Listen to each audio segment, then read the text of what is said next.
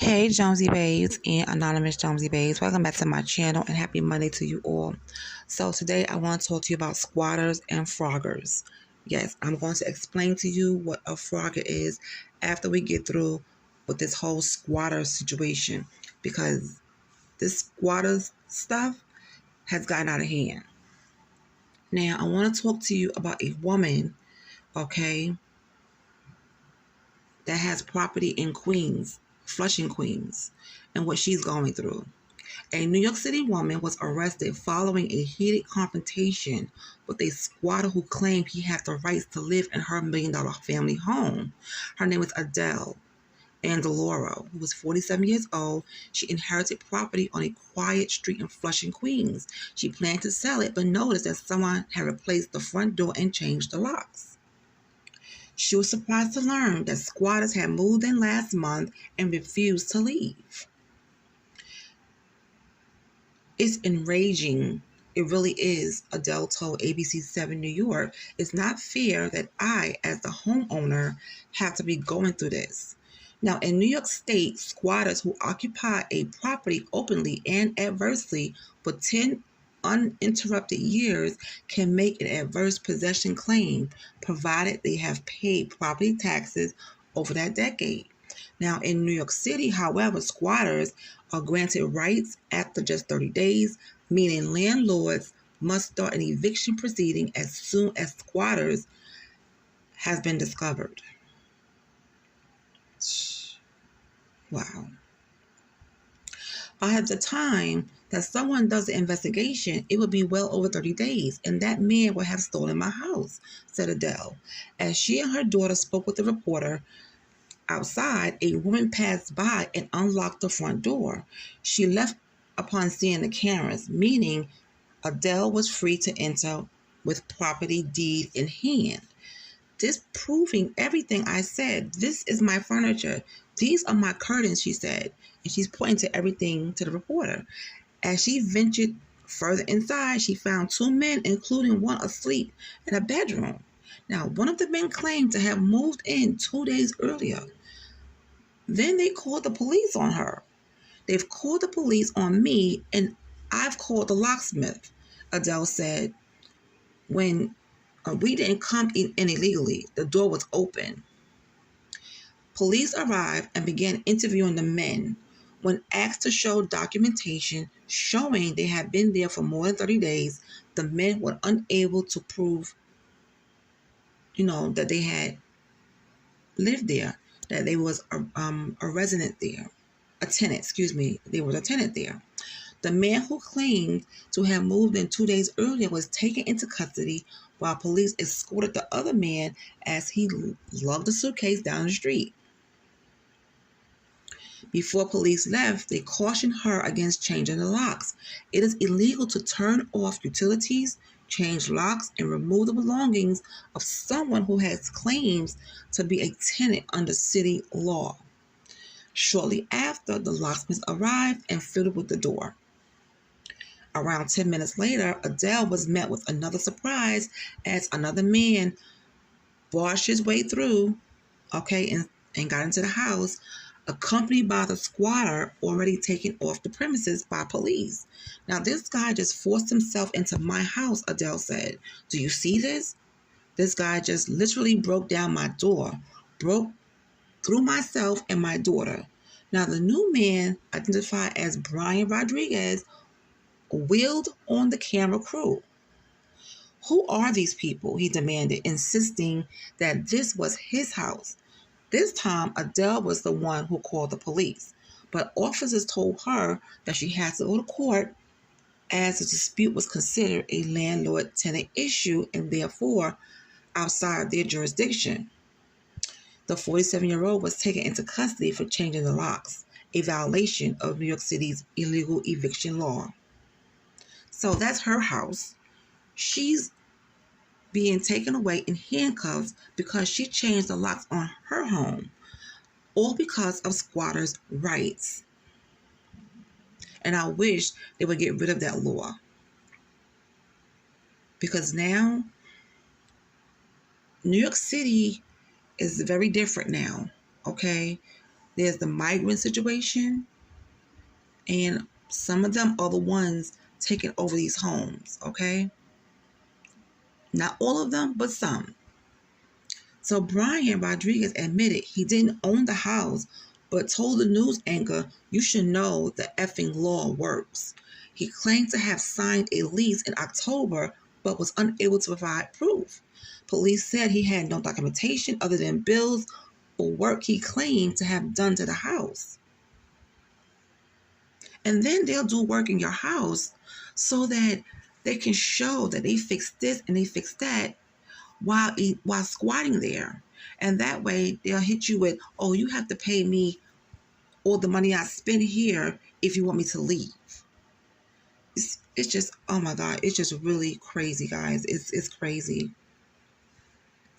Bryant offered to leave Adele if Adele recouped him for those expenses. "Pay me the money and I'll leave, or send me to court." It's just that simple. And he has the nerve to have an attitude. Wow. You got the nerve to have an attitude because you're living in someone's home illegally. Okay, you're squatting there. It's not your home. And you're telling this woman, either take me to court or pay me the money that I spent for expenses. But who told you to pay for the expensive in a house that's not even yours? So Adele vowed to start an eviction filing in landlord-tenant court, saying she had no other choice. Eviction cases can take over a year to find a resolution, and that is true. That is 100% true. So I'll be keeping up with her story. I will find out updates, as I go along, and I'll update you guys if you're interested. Now, here's another situation that happened in Long Island. In another high publicized housing dispute, a New York City couple claimed they were unable to move into a $2 million property on Long Island after a squatter had taken up residence. Susanna and Joseph Landa, who are both 68 years old, they are ready to retire and live nice. They purchased a home in October of 2023, where they plan to spend a retirement as they care for their son Alex, who has Down syndrome.